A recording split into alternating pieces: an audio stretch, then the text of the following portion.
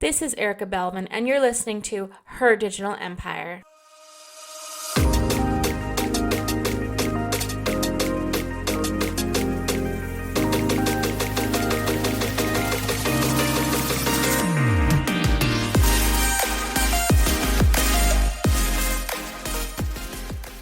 Yay! Was that hard? Nope. Trying to hear you. Yeah, I can hear you too. It's weird. No. I meant like trying to hear you, like when you actually got started. Oh, you couldn't hear me?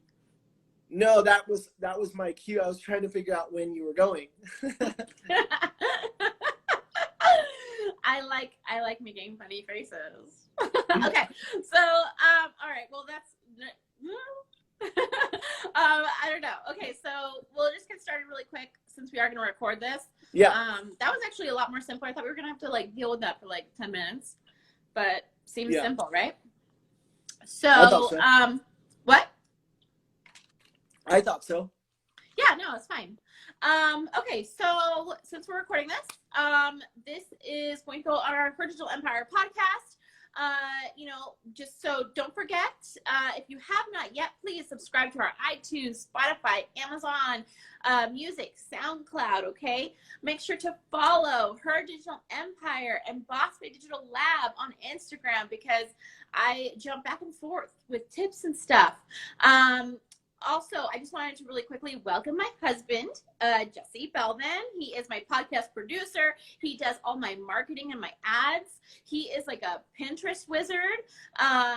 We're doing, we are like a tag team. So I'm the designer and everything, and I create the content, and my husband is the marketer. So he knows all that stuff. So which is why I like to bring him on, because some of you don't have a husband who does that, and you need to be able to do both. So I do not do both. So we can teach you how to do both, and that's what we do here. So, this was just our little test to make sure that the IG Live was performing super well.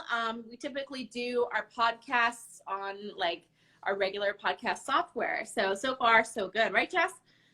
Yeah, I mean, I'm anxious to see how it turns out when we what is it, repurposing? And sorry guys, I have braces in. I just got them, so I'm gonna sound Invisalign. I Yeah, know, I'm jealous. I'm gonna sound a have little straight teeth, and I'm not. I'm gonna sound a little funky, so. But yeah, we're gonna throw this too on YouTube. Our regular podcast will be repurposed for our regular podcast. So all this stuff will be edited. Jesse will edit this after this. But since we are going and we are doing this, we are good to go. Let's just go ahead and get started. So I love to talk about the book that I'm reading. I'm always reading some type of a book just to better myself. I'm really interested in personal development, and I'm always doing stuff like that. But the current book I'm reading is Big Magic. So the author is actually the same girl who wrote Eat, Pray, Love, which basically is, if you hate your life, divorce your husband and go travel the world. She made a ton of money, from that book. She's super successful and just a beautiful writer. But something that I was reading today, which really, resonated with me and made me think about, I actually did a post on this today, but it made me think about, art. And because at the end of the day, graphic designers, we are artists, right? If you're doing anything online, content related, you're doing art, right? You may not be painting, and you may not be, doing the thing, drawing something or doing something that somebody considers, the typical art, but it's still art. You have to be creative. It's some aspect, right? And so it's funny because she actually was told, and it's funny because I've been through this too. I'm really opinionated on this, but she was told that, your opinion on creativity, her opinion on creativity, which matches mine, is that creativity, we all have creativity. We are not, some of us are not creative and the other ones are logical. We all are creative, and, it's there, who is to tell us whether our creativity, our art is good or bad, right? It's so subjective in her opinion that, it doesn't matter Just because somebody says you have bad art doesn't mean that you can't be successful. She talked about how, you know, in the first, like all of her 20s, this is the woman who wrote Eat, Pray, Love. All of her 20s, she was just rejected in any writing thing that she ever did. And you know, who was to tell her that her writing was not good, right? That was her opinion in her head.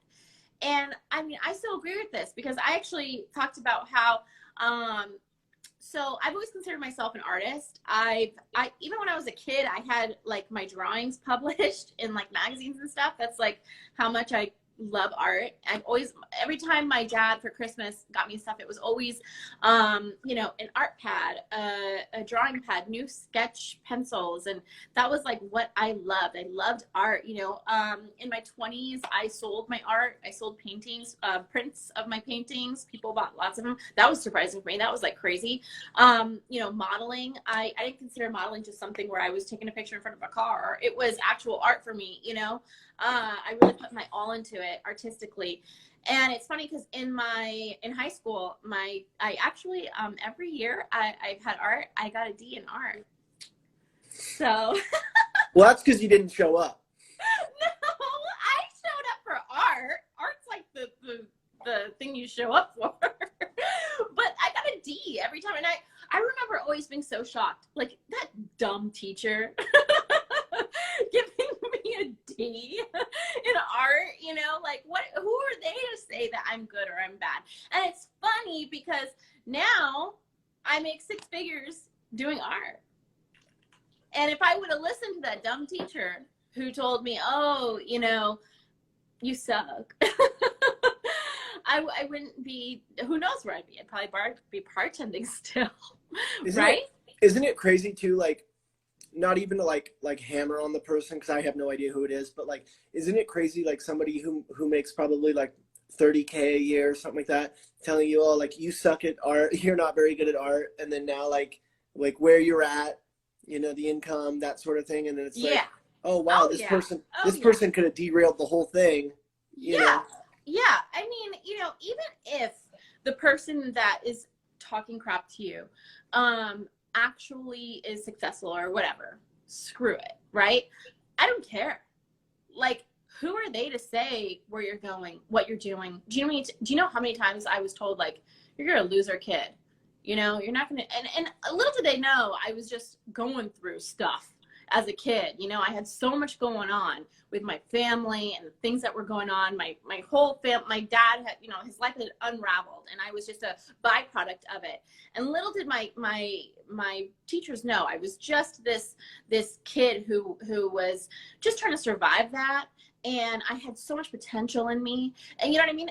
And so what I had to do was I had to kind of like trick myself in my head and tell myself, you know what, you're special. And I had to find these little things in my life that, like, I considered to be like esoteric, special, like, you know, messages from God, like things that I said to myself, that's a hint to me that I'm meant to do something. Because if I would have just listened to all these people who wanted to tell me, nah, you're just a screw up, no, you're just another kid that's never gonna do anything, right? Like I said, I'd still be bartending, and not that bartending's bad. It's great money, but I wasn't happy bartending, so I would still be unhappy bartending, you know. But I think this goes for everything, don't you think? I mean, it goes for, I mean, how many times have we heard the story of the person who, you know, was a loser or the underdog, and they came up and became something, right? Absolutely. And I think that, like, you can almost take the lessons of like sitting there worrying about what people are going to say. Like, people are going to talk no matter what, and you can't let that keep you from getting started, especially when it comes to business, like art, business, sports, whatever it is. I don't know.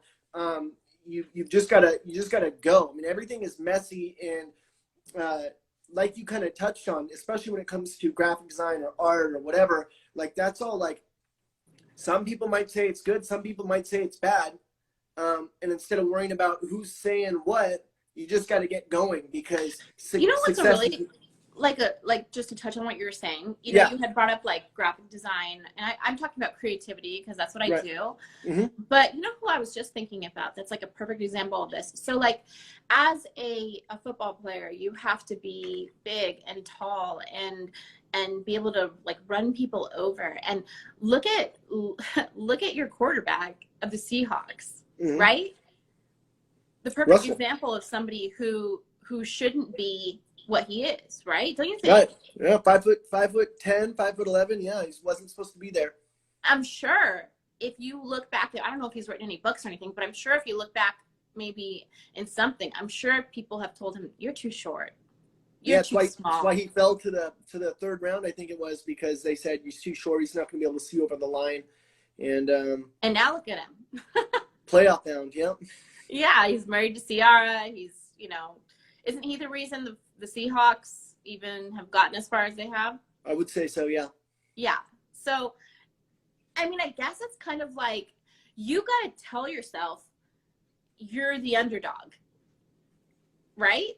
You Sure. kind of got to tell yourself like screw these people. They probably don't want me to win, right? Yeah. You know what I always think of? It kind of piggybacks off of that. I do kind of put every challenge and everything in life as if I'm going to write a book down the road about it. And so anybody like embrace the underdog role because it's an interesting chapter in your book. If you were like, oh man, I'm good at everything, and nobody critiques me and everyone thinks I'm great. What a boring story. What a boring tell-all of your life. That's not going to sell, but if you're like, man, somebody just said I was really bad at, whatever, like, don't let that discourage you from getting started. Think about what an interesting chapter in your book is that's going to be when you overcome that, when you go out there and prove everyone wrong anyways. And so, it doesn't feel good. Nobody likes being told they suck at something. But you can't worry about it. You gotta embrace it. People, what do they say in the book, Big Changes, or whatever the book's called, right? They said Big magic. Big magic. Yeah, people are gonna talk no matter what, and that's okay. We actually that's good. Good that you have an opinion on something and that whatever. But as the person receiving the feedback or whatever or constructive criticism, you just got to realize that people are going to say what they're going to say, and it shouldn't dictate what it is that you actually go out there and do or try to go and accomplish. And I mean, look at me. They said I couldn't dunk, and I'm out there dunking every day. No, I'm just kidding. Don't get but Jesse, we have to lower it for you. I can dunk on our daughter's hoop. Yeah. No, yeah, I get what you're saying because it's crazy, and this comes from, I mean, I'm being real. Like, I can't tell you how much I have cared about what people think, where I'm overthinking. And this comes from my anxiety, right? I have crazy anxiety. And I'll constantly be thinking why I shouldn't do something or what's going to go wrong or it's got to be perfect. I'm a bit of a perfectionist, right? Yep. But I think in my opinion, even though things have stopped me, I've never stopped, right? So even though I have these stops, I guess I would have gotten to things faster, quicker, right? But I think that the underlying thing here is that because we have these weird things in life that tell us the things that you need to be if you want to be a model, right? 10 years ago, 20 years ago, to be a model, you had to be 6'4", you had to have natural, beautiful, chiseled bone structure, the perfect body. Now we have somebody who bought her body and her face, and she's one of the top paid models, out there. You can, basically my point is that you control your narrative. You decide what you're going to do, and if you decide if you can say, you can wake up today, even though every day previously you were saying to yourself, I'm more of a techie, logical person. I'm not very creative. You can wake up today and say, I'm a creative person. Yeah. And that's the start of that. And you can become that. you know, which is why I personally think, in my opinion, you know, being a graphic designer, doing what I do, making six figures doing that, like, I believe anybody can. I mean, do you think that's true? Yeah, I mean, I mean, obviously I was just joking about the dunking thing. It's not, I don't know if I it's think we physically know. possible or not. Right. Um, in case you were wondering, I I cannot think dunk. we got that. But I do believe, and business helped, you know, personal development helped, but I do believe that there are a lot of things that I thought weren't possible, that looking back on it, I'm like, actually, that probably would have been possible had I taken that same mentality to that or this back in the day. And so it really is just one of those things, like, you just got to get started. You can't sit on the sidelines.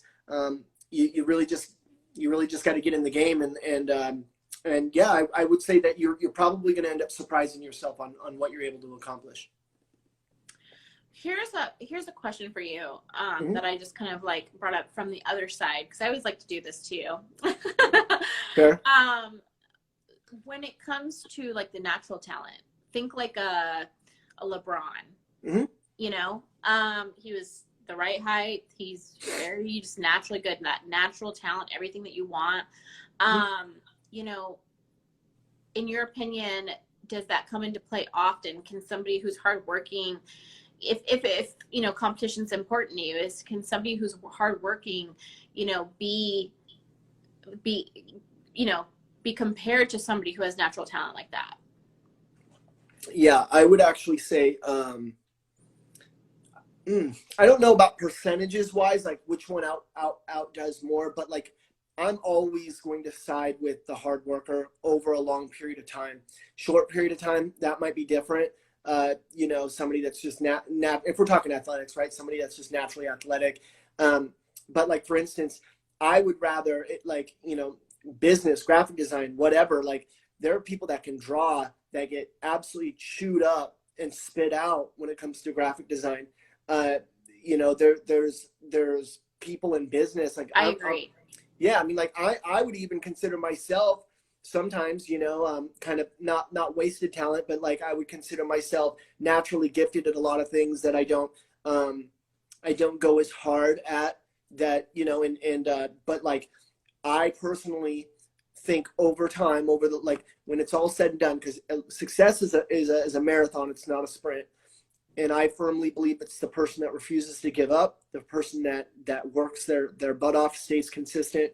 I would take that person in the long run over anyone with just natural talent and horrible work ethic any day. Not that we're saying LeBron has horrible work ethic. He's also a hard worker as well. And that's why obviously you see him being so great at what he does. But and that's a beautiful thing, by the way, when you're talented and hardworking, even like yourself, like, you know, you would be the last person to say that you're both, but I would say that you're both.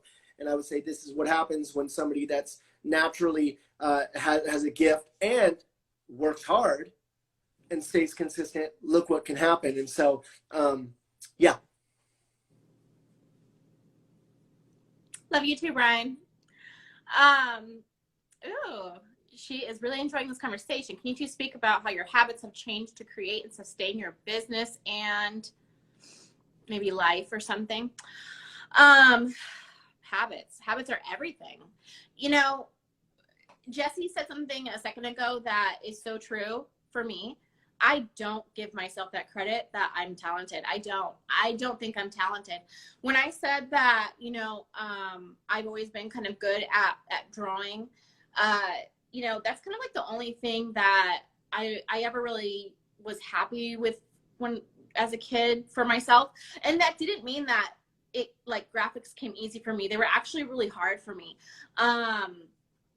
You know, it's a totally different world. Like Jesse said, it'd be one thing if I was doing clip art all day, just drawing like flowers and stuff, but I barely have clip art. My stuff is actually all like flyers and marketing and things like that. And so, you know, for me, habits are actually what caused, I think, that the success, because of my discipline.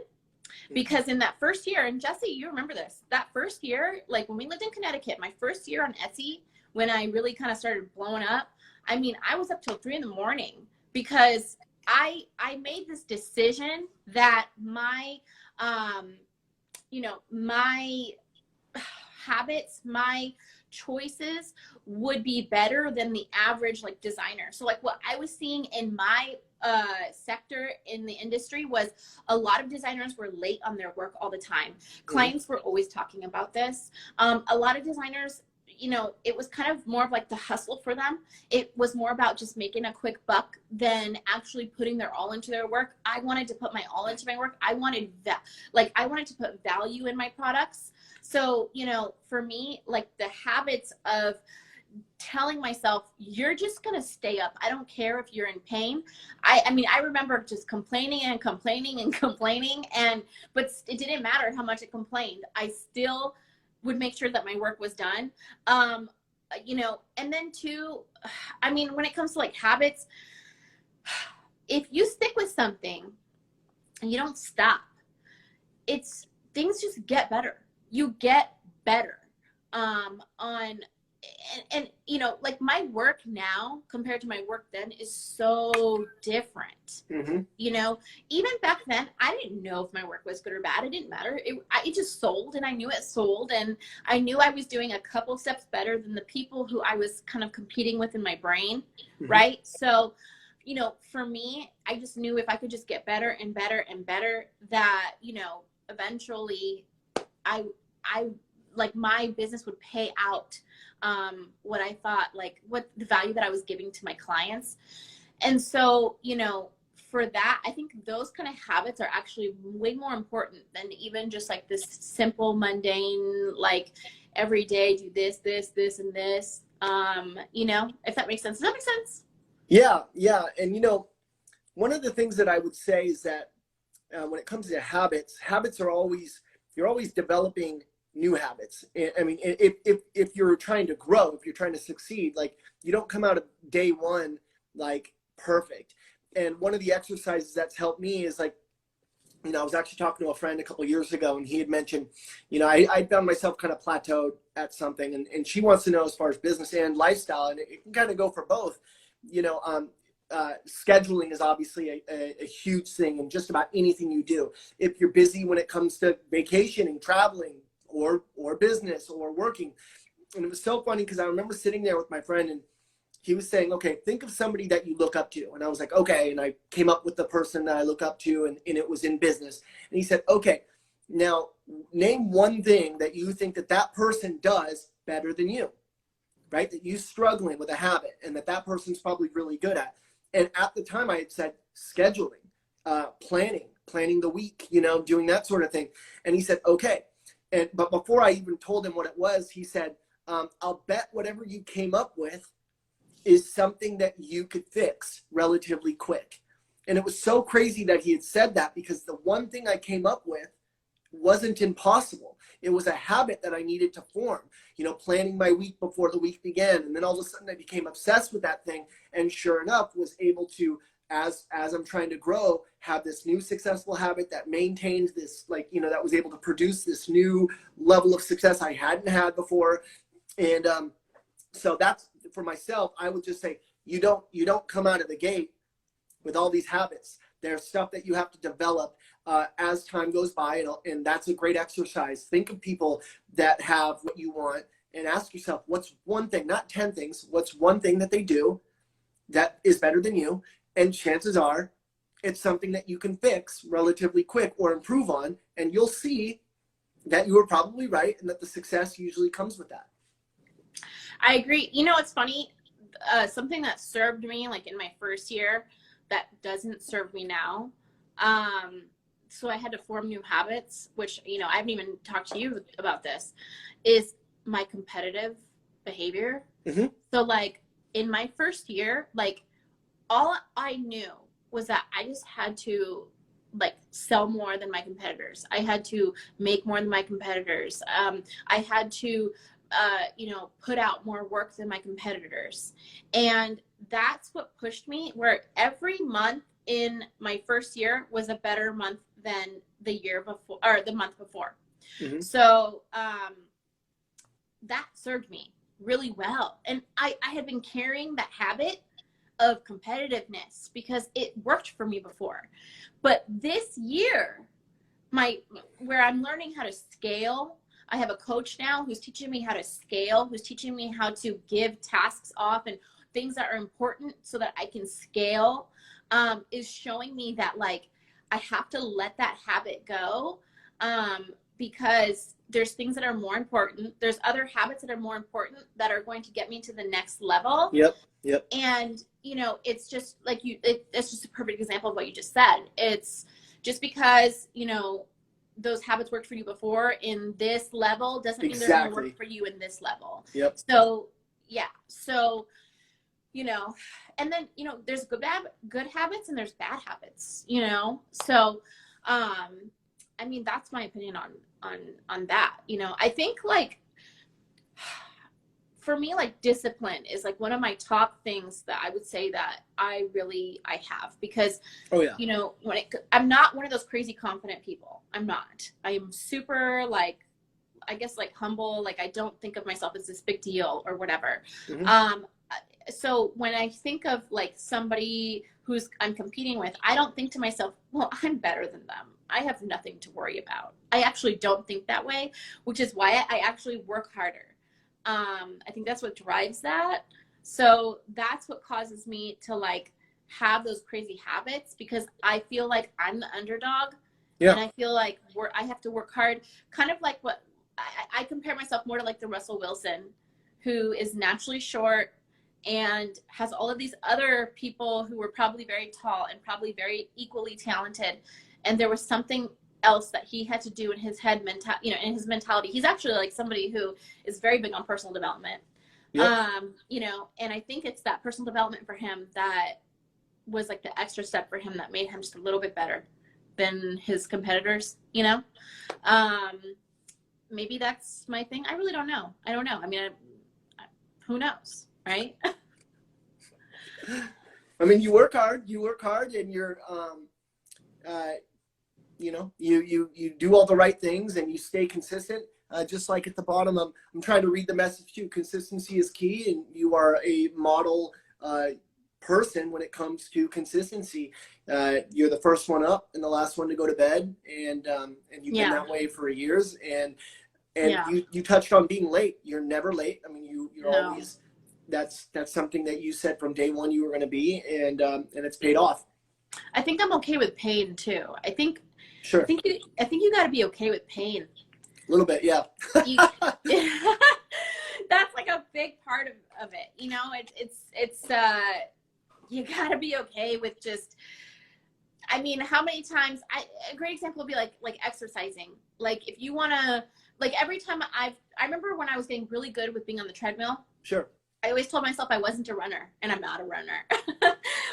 But I taught myself how to run to the point where I was running for an hour on the treadmill every night by myself. And it was because every day I would just push myself a little bit more. And so I would do like 4 minutes, then 5 minutes, and 6 minutes, and 7 minutes, all the way to 60 minutes. And I remember those last like couple minutes, or the last minute being the most painful thing. But I knew if I didn't do it, I wouldn't get it to, I wouldn't get it to the next minute, the next day. So I had to do it. And I pushed through the pain, you know? She's saying her biggest issue is that she loves her sleep. I love my sleep. I do too. Jesse, the book is actually right behind you. The one that we just read that is like so good for if you need a little bit of motivation because you're like a sleeper. I'm a sleeper too. Other side, turn the other way. It's Miracle Morning. I just wanted to show her. Is it behind you now? No. Okay, it's called A Miracle Morning. Look it up. It's like $15 on Amazon or something. You can also get like the audio, but in my opinion, don't do the audio, get the book, because you're going to want to highlight what you're going to do. But the Miracle Morning is going to sell you on you'd rather wake up early and go to bed, or wake up early and go to bed earlier. I'm still not there yet. I got the flu. I was doing it, then I got the flu, and that screwed it up. But I'm still kind of like I'm starting now that me and Jess are both healthy again. I'm starting to wake up earlier because, I don't know, for some reason you get so much more done when it's early rather than late. And I've always been like a late person. Like I said, I would work till like 3 a.m, and then in Connecticut, I would work till 3 a.m, and I would sleep until noon. Right. Yeah, we would literally sleep until noon because I would be up so freaking late getting my client work done. And actually, that's not the way to go. So like in the Miracle Morning, he talks about how for some reason, even the people who who would say that they're night owls and that they would get so much done, their work done at night, it didn't matter. When they started their Miracle Morning, they gained like so much energy. My coach, she wakes up at 3:30 a.m. She's like 7 years older than me or something. And she makes 7 figures. And she wakes up at 3:30 a.m. and this woman puts on her fake lashes and she does her lives and she does her reels and she has a sales team who she talks to every day at 8:45 a.m. And then, she's got her whole rest of the day and she has a coaching team. I mean, this girl's just, she's just a queen at scaling. Right. She doesn't, she barely coaches now. She's got a coaching team. She's just amazing. But yes, the money I think is in the early mornings. Yeah. I think so. But yeah, getting back to what we were talking about creativity and stuff, I think it just comes straight down to, you decide who you are. You tell yourself who you are. And you know what? This is kind of like that whole The Secret thing. You gotta decide who you are, and then, the world kind of shifts to help you become that. Yeah. Because honestly, that's kind of like what you and me, Jesse, have been like. Ever since we've been married, we've just been after this whole idea that you can be successful at home.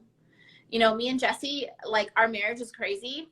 So like most people who are married, like, they love being away. And we're the opposite. We hate being far away from each other. It's weird. I have serious codependency issues. She's like, yeah, we love being together. I'm like this. And she goes, because I find you. Yeah, exactly. No, stop it. No, I'm kidding. No. In all seriousness, I love being home. Love hanging out. If somebody is like, hey, let's go do this or whatever, I'm like, oh yeah, for sure. I'm like, not even putting my shoes on. You're not like, I'd rather ready. hang out with my wife. So lame.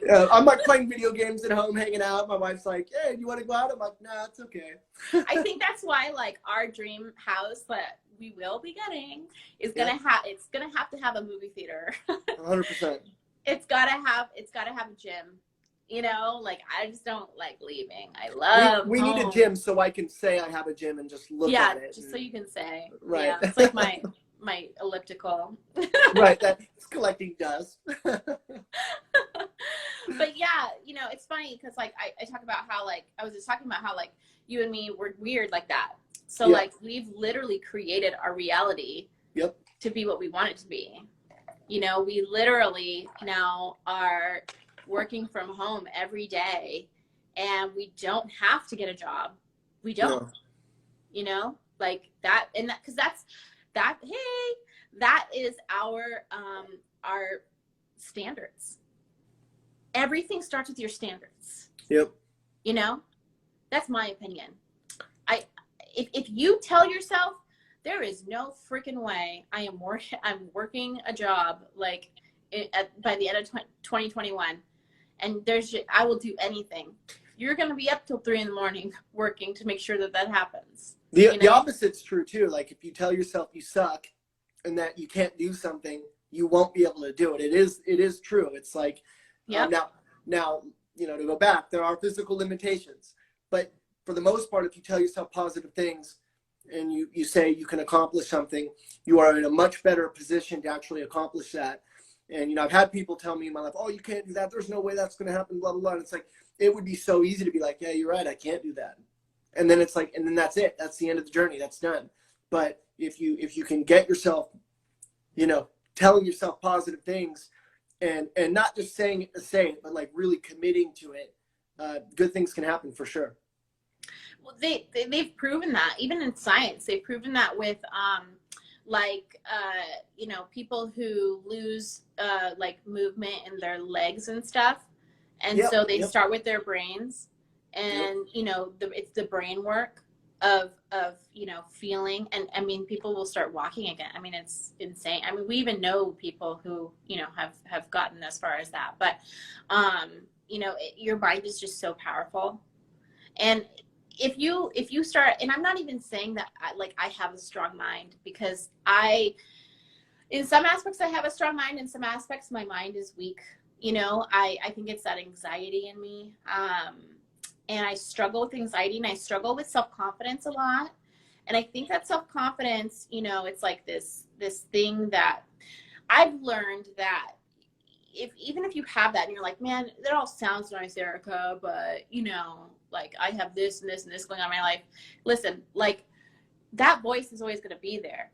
You just let it be there, though. You can listen to it and then just not listen to it. Yeah. You know what I mean?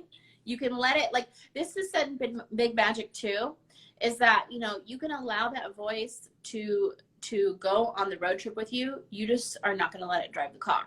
That's right. You know, I think that was like a really big breakthrough for me.